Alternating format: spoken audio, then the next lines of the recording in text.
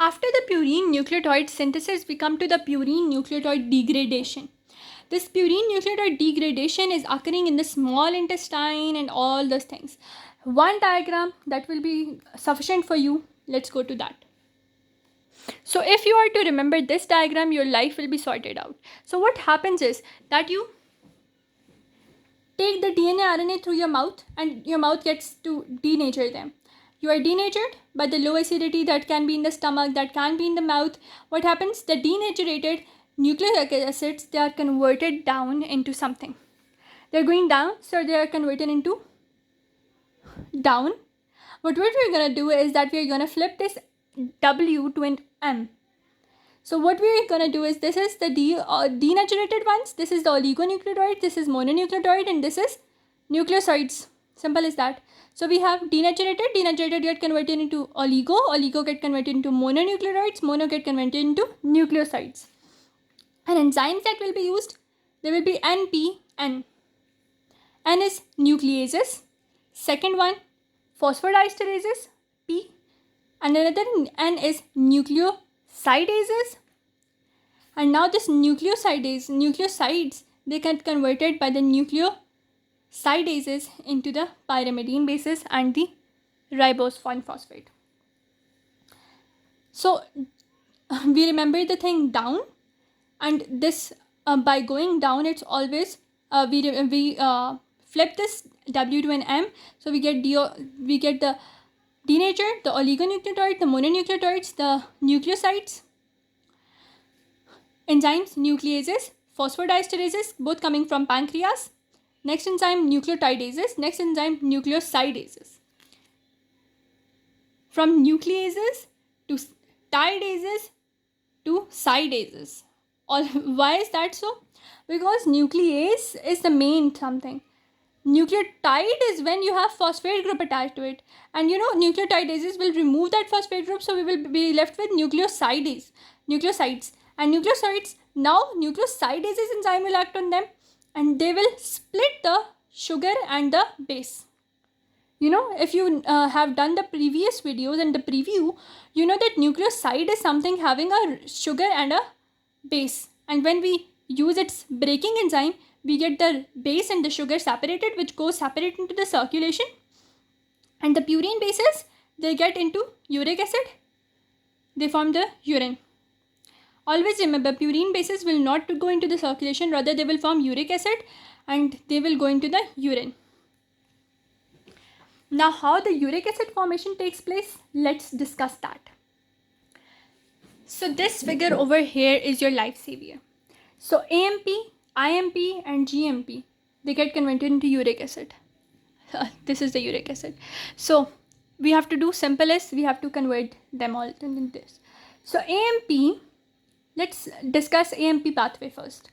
AMP gets converted into adenosine by its nucleotidase enzyme. Because it's a nucleotide over here, so it will be a nucleotidase enzyme converting it into its main compound. And adenosine is actually a nucleoside. So nucleotidase will act on this whole ribose, phosphate and base compound, and it will convert it into, removing the phosphate, it will convert it into a nucleoside. Now this nucleoside, the adenosine, will get deaminated by the adenosine deaminase enzyme, and it will get converted into inosine. Inosine is having no enzyme, it's just a base with its ribose sugar. Now we always have this base over here. So purine nucleoside phosphorylase enzyme will convert the inosine into hypoxanthine. And you know that hypoxanthine that we studied in the previous thing, in which we were converting into IMP. So that same whole thing that we studied in the backward direction, now it's in the frontward direction, we are studying into the backward direction. And the enzyme that is going to break it is the phosphorylase enzyme.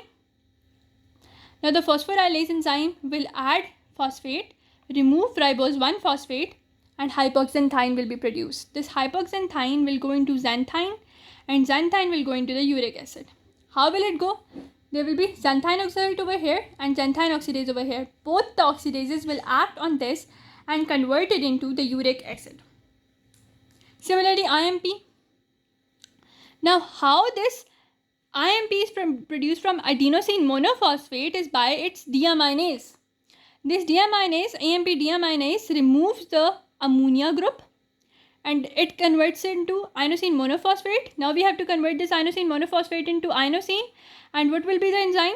That will be a nucleotidase. So a nucleotidase acts on it, converts into inosine. Inosine gets converted into hypoxanthine by the purine nucleoside phosphorylase, adding inorganic phosphate, removing ribose 1-phosphate. Removal has been done, hypoxanthine has been produced.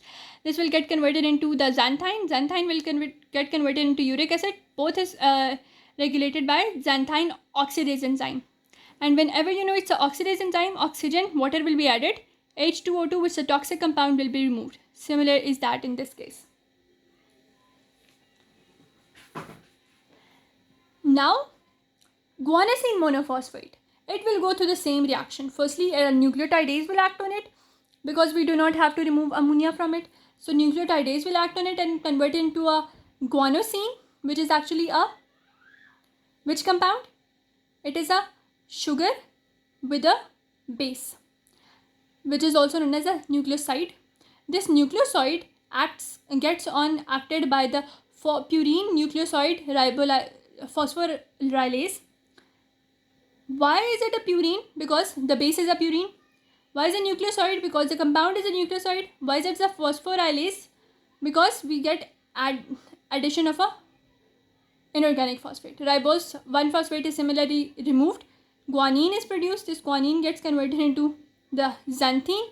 Xanthine gets converted into uric acid. There will be no hypoxanthine because guanine is the main compound over here.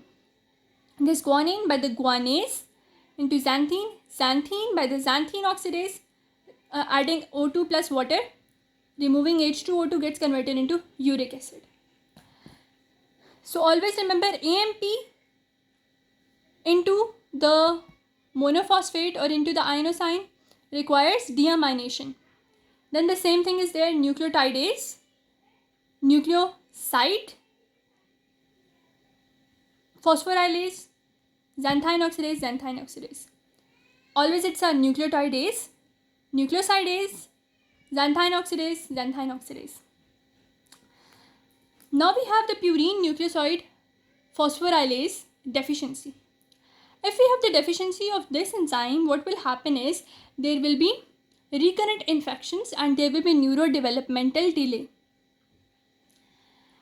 But the main thing is the ADA deficiency. ADA, which converts the adenosine into inosine. It's a deaminating enzyme. So if this autosomal recessive disease in which there will be immunodeficiency and there will be not regular immunodeficiency, it will be a severe combined immunodeficiency in which the T cells, B cells, natural killer cells, all the cells which are helping in the in the protection of our body, all them will be dead. Lymphocytopenia will happen. Lymphocytes will be reduced in number. And the person can have death at the age of 2 years because of overwhelming infections, because he is not having any sort of protection. And then what is? That the treatment includes bone marrow transplantation, gene therapy, etc. Now let's discuss this uric acid formation. They always say that IMP and GMP are there. They are going to get converted into their respective nucleosides into inosine and guanosine. This inosine guanosine get converted into inosine, gets converted into its compound, the hypoxanthine, and guanosine into the guanine, and then it's inosine the hypoxanthine gets converted into xanthine and then into uric acid by xanthine oxidase enzyme, whereas guanosine gets converted into guanine, and then guanine gets converted into xanthine and xanthine gets converted into uric acid. So that was the whole thing we studied. Now the purine nucleoside phosphorylases, the PNP, it was the main enzyme that converts your inosine, your guanosine, your adenine into the respective purine bases, that was hypoxanthine or guanine. Similarly, and it adds inorganic phosphate and removes the ribose 1-phosphate. Now G, the guanine is deaminated to form xanthine. Always remember that. And how is it done? It is done by the guanase enzyme. Now the amino group, the AMP. AMP is actually your main troublemaker. What happens with the AMP is that AMP gets first converted either into IMP or either into adenosine. If it's getting converted into an IMP, it is done by the adenosine monophosphate deaminase. If it gets converted into the adenosine, it will be done by the enzyme nucleotidase, and then it will undergo deamination to form the inosine. So deamination is something, firstly, if it goes through it, firstly it will be this compound deamination, but if it goes to it a little bit later, it will be adenosine deamination. So that is how you can remember it, right? The next step are similar. Now what is gout? Gout is a disorder which is characterized by high levels of uric acid. The uric acid, that is the end product of this compound, the IMP and GMP, they can get converted into hypoxanthine or guanine, or they get converted into xanthine, and xanthine gets converted into uric acid, which is actually a toxic compound. So this uric acid, when it's increased, it causes hyperuricemia, and the hyperuricemia can lead to deposition of the monosodium urate crystals.